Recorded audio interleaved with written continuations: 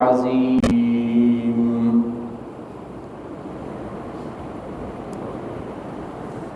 تمام تعریفیں ثنائے حمد اللہ رب العزت کے لیے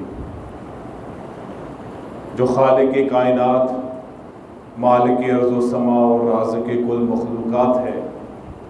درود و سلام ہو بے شمار بے انتہا آقائے دو جہاں، محبوب خدا سرکار دو عالم، ہادی برحق، امام الانبیاء فخر الانبیاء، ساقی کوثر، شافی محشر، شفیع المذنبین، حضور اکرم صلی اللہ علیہ وسلم کی ذات مبارکہ پر، اسی طرح اللہ رب العزت تمام صحابہ کرام، اولیاء اللہ، مفسرین، محدثین، فقہاء دین اور ائمہ اربعہ کی قبور پر کروڑوں کروڑوں رحمتوں کا نزول فرمائے۔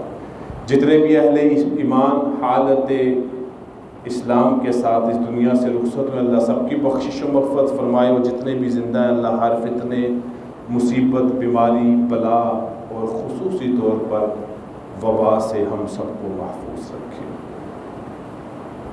آج عید الاضحیٰ کے بعد پہلا جمعہ ہے اور عید الاضحیٰ کا تیسرا دن ہے،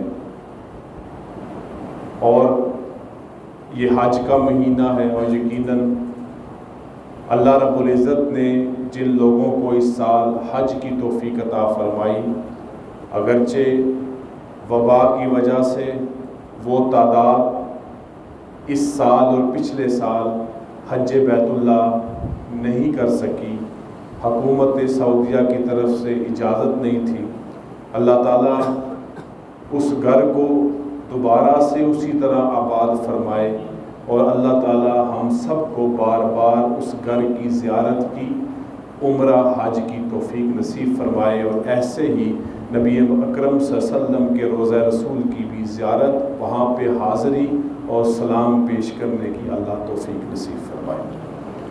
تو یہ مہینہ حج کا مہینہ ہے، اگرچہ حج کے افعال مکمل ہو چکے ہوں گے، کیونکہ یہاں پر تیسرا دن ہے تو یقیناً وہاں پر سعودی عرب میں چوتھا دن ہوگا، منا کے معاملات بھی ختم ہو چکے ہوں گے۔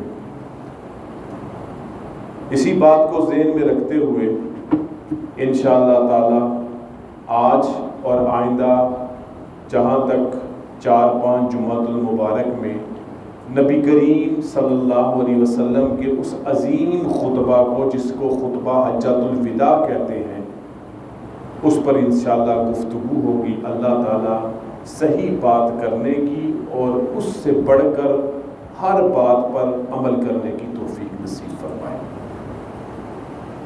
حج بیت اللہ کا سلسلہ کب سے ہے، اس کی تاریخ کیا ہے؟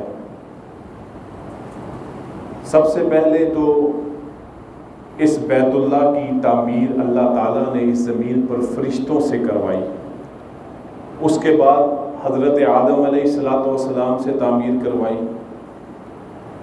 اور پھر طوفان نوح آیا۔ حضرت نوح علیہ السلام کے زمانے میں اس زمین پر ایک عظیم طوفان اور سیلاب کی صورت پیدا ہوئی۔ اللہ رب العزت نے اپنے اس گھر کو آسمانوں کی طرف اٹھا لیا، اس کی بنیادوں کو چھپا دیا، اور پھر اس کے بعد سلسلہ ایسے ہی چلتا رہا حضرت ابراہیم خلیل اللہ کے زمانے تک۔ ایک روایت اس طرح کی بھی ملتی ہے کہ جب طوفان نوح آیا تھا تو حضرت نوح علیہ السلام کی وہ کشتی جس پر اہل ایمان سوار ہوئے تھے، اس کشتی نے دوران طواف بھی اس بیت اللہ کا، دوران طوفان بھی اس بیت اللہ کا طواف کیا تھا۔ اللہ ہے، اللہ کی قدرتیں ہیں، اس کو کون چیلنج کر سکتا ہے۔ بعد ازاں حضرت ابراہیم علیہ السلام کے زمانے میں، جیسے کہ تفصیلات پچھلے 2-3 جمعۃ المبارک سے بھی چل رہی ہیں، صرف اشاراتاً بات کرتے ہوئے آگے بات کو بڑھاؤں گا۔ جب اللہ رب العزت کے حکم سے حضرت ابراہیم خلیل اللہ اپنی بیوی کو اور اپنے شیر خوار بچے اسماعیل کو اس جگہ پہ چھوڑ گئے جو بالکل غیر ذی زرعین، کچھ بھی نہیں تھا وہاں پہ، اللہ رب العزت نے اسی زمین سے آب زمزم کا چشمہ جاری فرمایا اور پھر وہاں پر ایک آبادی شروع ہو گئی.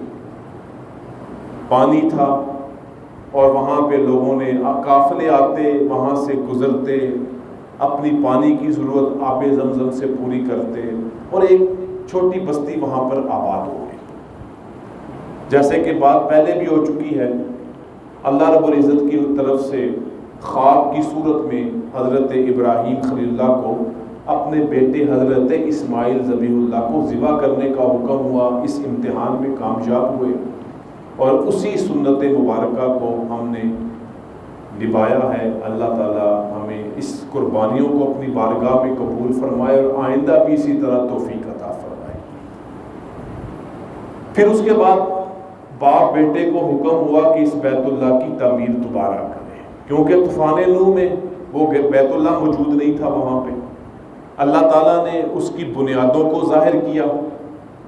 اس بیت اللہ کو دونوں باپ بیٹوں نے تعمیر کیا. ابا جی مستری کا کام کر رہے تھے، بیٹا مزدور کا کام کر رہا تھا اور وہ بیت اللہ تعمیر ہوا. حجر اسود جو وہاں پر ہی کہیں پر اللہ رب العزت نے اس کو زمین میں چھپا دیا تھا، حضرت ابراہیم علیہ السلام کو اس کی نشاندہی کروائی گئی، وہ نکال کر اس کو نصب کر دیا گیا. اب اللہ تعالیٰ سورہ حج کی ایک آیت ہے، حضرت ابراہیم خلیل اللہ کو حکم دے رہے ہیں وَأَذِّنْ فِي النَّاسِ بِالْحَجِّ يَأْتُوكَ رِجَالًا وَعَلَىٰ كُلِّ ضَامِرٍ يَأْتِينَ مِنْ كُلِّ فَجٍّ عَمِيقٍ. اے میرے خلیل، آپ لوگوں میں اعلان کریں کہ وہ اس بیت اللہ کی طرف حج کریں، وہ پیدل آئیں، ہر دبلی پتلی سواری پہ آئیں، من کل فج عمیق، دور دراز سے آئیں. مفسرین یہاں پر بیان کرتے ہیں کہ حضرت ابراہیم خلیل اللہ کو حکم تھا کہ آواز لگا کر اعلان کریں تاکہ یہ آواز سب تک پہنچ جائے. حضرت ابراہیم خلیل اللہ نے اللہ سے عرض کیا کہ میری آواز کیسے سب تک پہنچے گی؟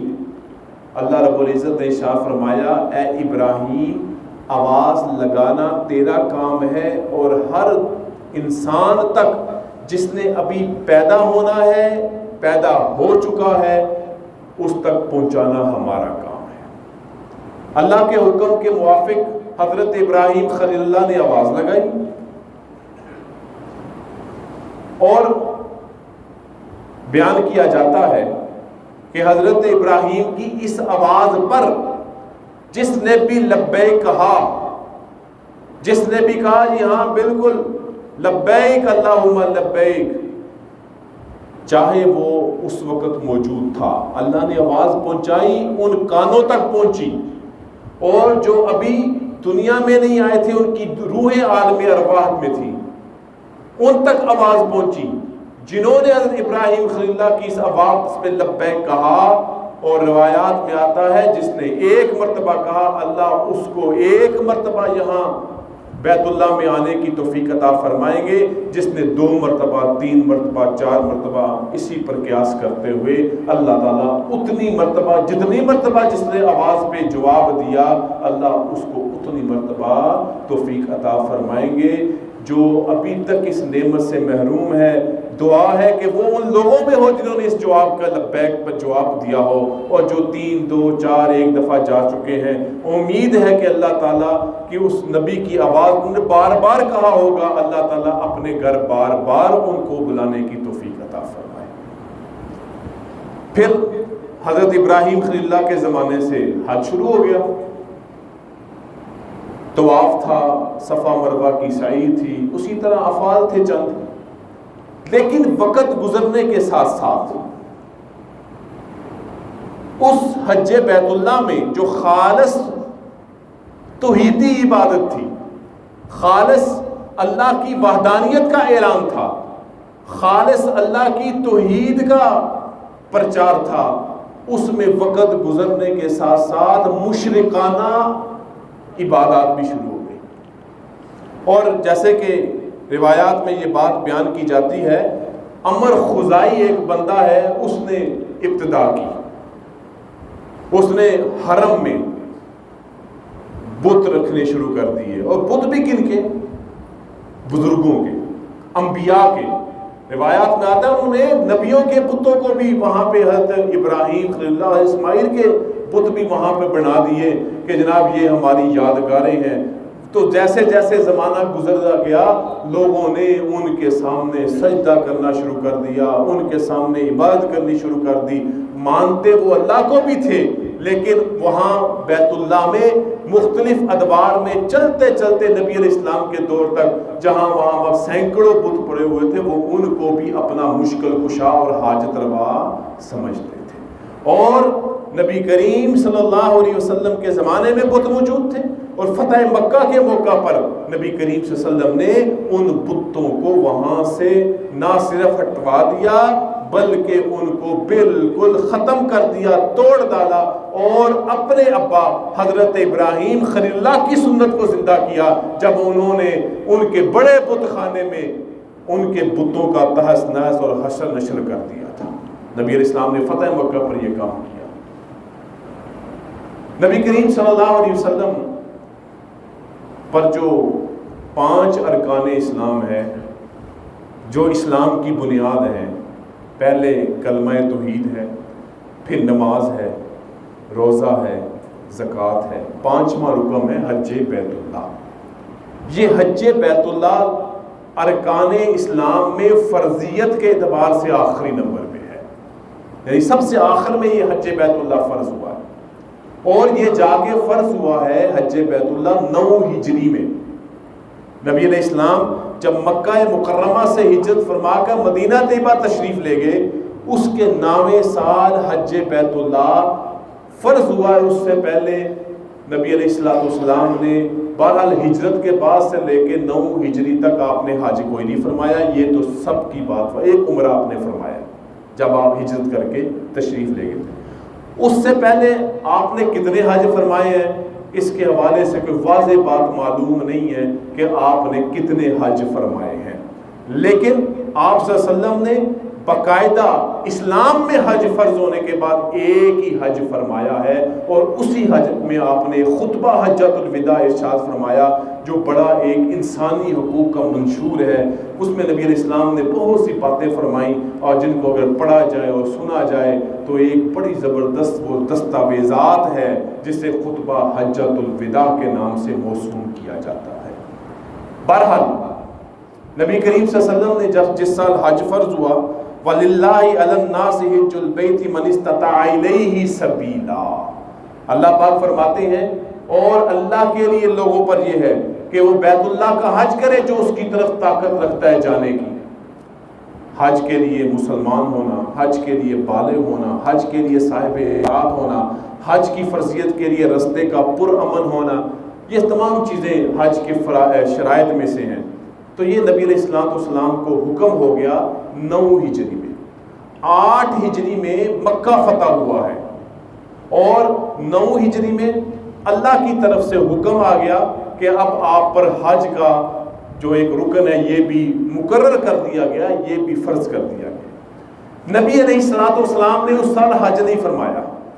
9 ہجری میں نبی کریم صلی اللہ علیہ وسلم نے حج نہیں فرمایا، بلکہ آپ نے حضرت ابو بکر صدیق رضی اللہ تعالیٰ عنہ کو امیر حج مقرر فرما کر ان کو بیت اللہ کی طرف روانہ فرمایا، اور ساتھ میں کچھ اعلانات بھی بیان فرمائے کہ یہ وہاں پر جو لوگ آئے ہوں وہاں پر یہ اعلانات کر دیے جائیں، تاکہ آئندہ سال جب نبی کریم صلی اللہ علیہ وسلم حج کے لیے تشریف لائیں گے تو اس وقت وہ خانہ کعبہ ہر طرح کی گندگیوں سے پاک ہو، ہر طرح کی شرکیہ رسومات سے پاک ہو، ہر طرح کے وہ چیزیں جو بعد میں شامل کر لی گئی تھیں یا ان کو نکال دیا گیا تھا وہ بالکل ختم ہو، اور نبی علیہ السلام جب 10 ہجری میں حج فرمائیں تو وہ حج مسلمانوں کے لیے ایک مثالی حج ہو، اور اس میں ادا کیے جانے والے ارکان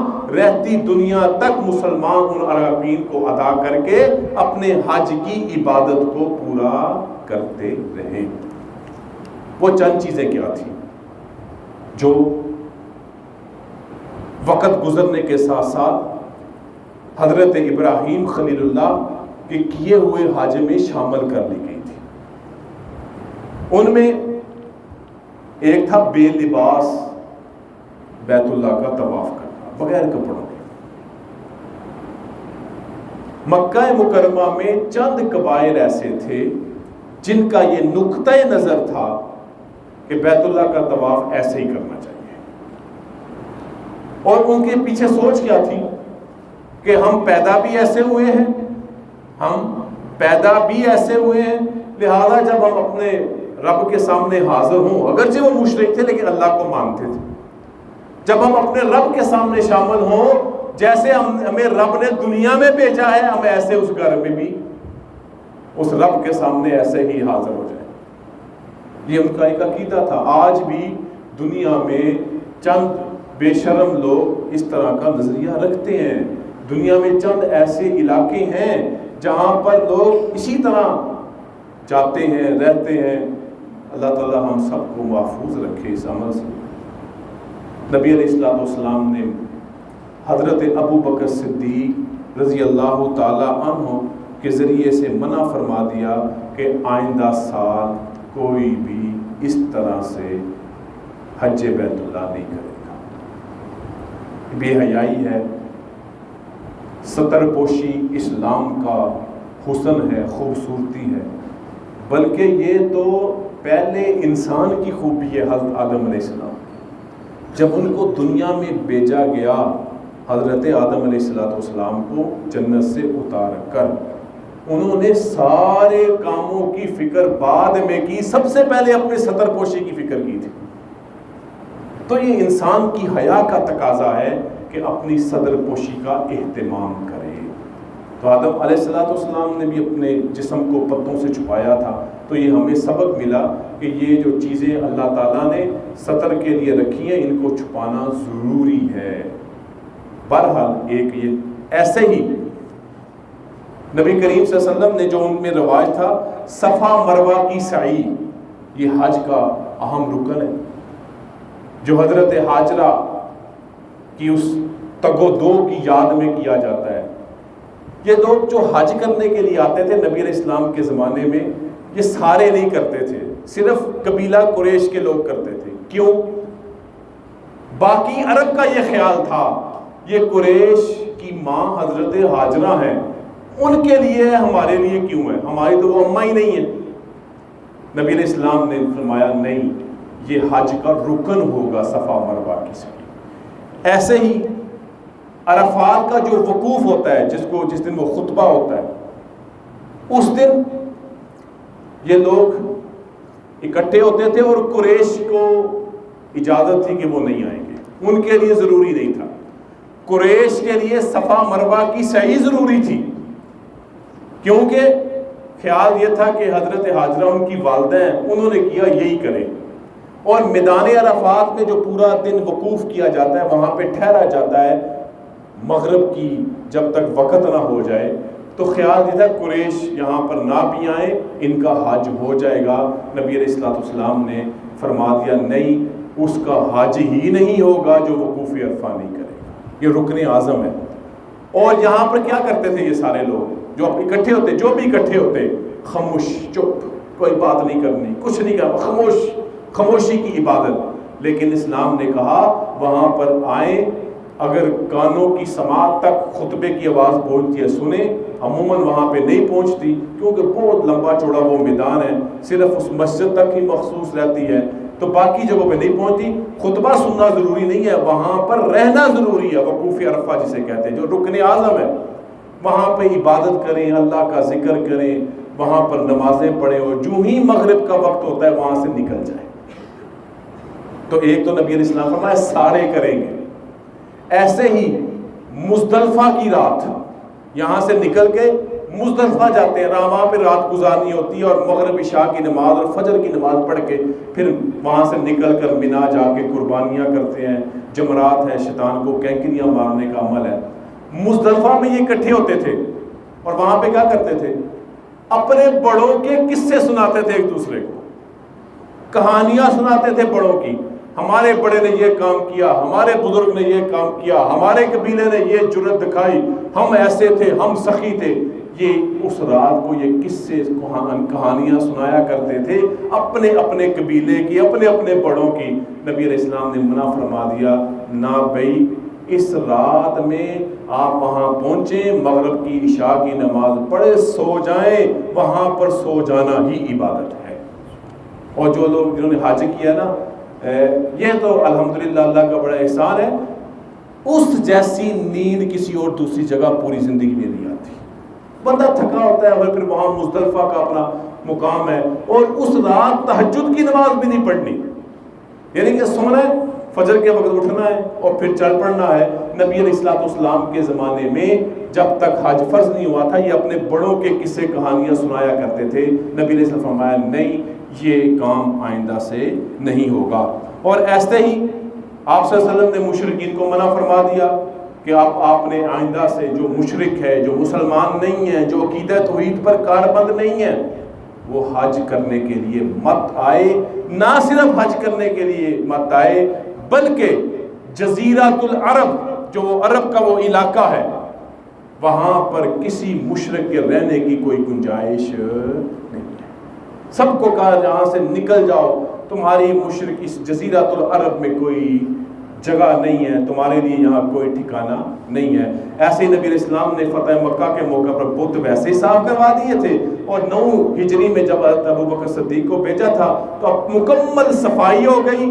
اب اگلے سال 10 ہجری کو نبی کریم صلی اللہ علیہ وسلم نے خود حج فرمایا،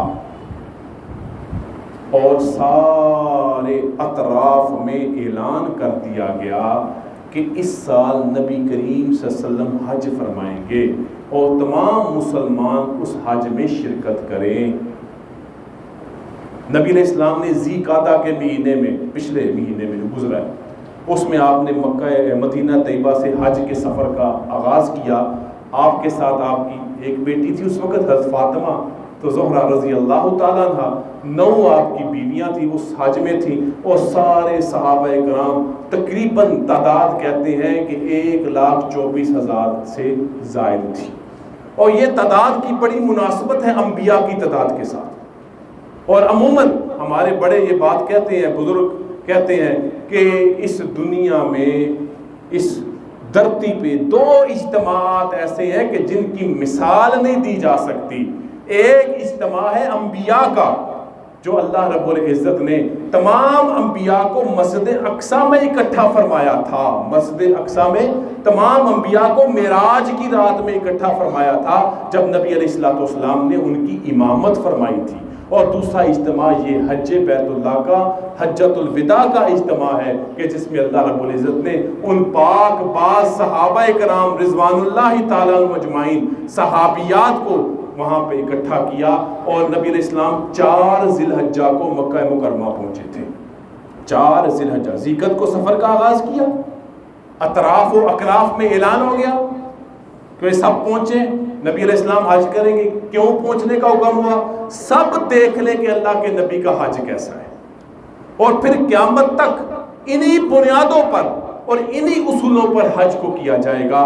جو مشرکانہ چیزیں شامل ہو چکی تھی، اب ان کی کوئی گنجائش نہیں۔ اسی حج کو دوبارہ اسی طرح زندہ کیا جائے گا جس طرح حضرت ابراہیم خلیل اللہ نے حج فرمایا تھا۔ تو نبی علیہ السلام 4 ذی الحجہ کو پہنچے، اور جو اصل چیز جس کی طرف میں آپ کو لانا چاہتا ہوں، جو آئندہ جمعۃ المبارک ہمارا موضوع رہے گا، وہ ہے خطبہ حجۃ الوداع۔ نبی علیہ السلام نے وہاں پر بڑا مؤثر، بڑا مکمل، بڑا مدلل، اس کے ایک ایک حرف اور ایک ایک لفظ میں ہمارے لیے تعلیمات ہیں، اور وہ ایک طرح کا ایسی دستاویزات ہیں کہ اگر ان کو پڑھا جائے اور ان پر عمل کیا جائے تو ہماری زندگیاں بھی سدھر سکتی ہیں، اور تمام انسانوں کے حقوق بھی اس میں متعین اور بیان کر دیے گئے، ہمیں بھی اپنے حقوق و فرائض کا علم ہو جائے گا۔ تو وہ خطبہ جو آپ نے میدان عرفات میں فرمایا، بس اس کی ایک سطر پڑھ کے بات کو ختم کروں گا، پھر انشاءاللہ اگلے جمعے میں اس کو آگے ہم بڑھائیں گے۔ آپ نے فرمایا پہلے اللہ کی تعریف، حمد و صلات جو طریقہ ہوتا ہے، پھر آپ فرماتے ہیں ایھا الناس اے لوگو اسمعوا قولی، میری بات کو دھیان سے سنو، فإنی لا ارانی وإیاکم ان نجتمع فی ھذا المجلس ابدا بعد عام ھذا۔ اللہ کے نبی نے ایک پیغام دے دیا، بے شک میں دیکھ رہا ہوں کہ میں اور تم آئندہ سال اس طرح کے اجتماع میں دوبارہ اکٹھے نہیں ہو سکیں گے۔ پیغام دے دیا صحابہ کرام کو کہ کل نفس ذائقۃ الموت۔ انبیاء کرام دنیا میں آئے ہیں اور پردہ فرمانے کے لیے آئے ہیں۔ اگرچہ ہمارا یہ عقیدہ ہے کہ انبیاء اپنی قبور میں زندہ ہوتے ہیں، ہمارا یہ عقیدہ ہے کہ جو درود و سلام یہاں پہ پڑھا جاتا ہے وہ فرشتوں کے ذریعے نبی علیہ السلام کے روضہ تک پہنچایا جاتا ہے، اور جو وہاں پر اللہ سب کو توفیق عطا فرمائے پڑھتا ہے، نبی علیہ السلام خود اس کی سماعت بھی فرماتے ہیں۔ تو آپ فرما رہے ہیں میری بات غور سے سنو، شاید اس طرح کا اجتماع میں آئندہ شرکت نہ کر سکوں۔ یہ نبی علیہ السلام کو، صحابہ کو اپنی طرف متوجہ کرنا تھا کہ اللہ کے نبی جو عمل جو بات کہیں اس کو دھیان سے سن لیں، اور ہوا بھی ایسا ہی۔ یہ آپ خطبہ ارشاد فرما رہے ہیں 9 ذی الحجہ کو میدان عرفات میں، آپ حج کے ارکان مکمل کر کے 12-13 کو وہاں 13-14 کو وہاں سے نکلے ہیں، مدینہ طیبہ پہنچے ہیں۔ آگے آیا ہے محرم کا مہینہ، پھر آیا ہے سفر کا مہینہ، اور پھر آئی ہے 12 ربیع الاول، جب نبی کریم صلی اللہ علیہ وسلم اس ظاہری دنیا سے پردہ فرما گئے ہیں۔ بات زندگی رہی، صحت رہی تو یہ بات آگے جاری رہے گی۔ اللہ تعالی ہم سب کو نبی کریم صلی اللہ علیہ وسلم کی تعلیمات کو سمجھنے سننے کی توفیق عطا فرمائے۔ وآخر دعوانا الحمد للہ رب العالمین۔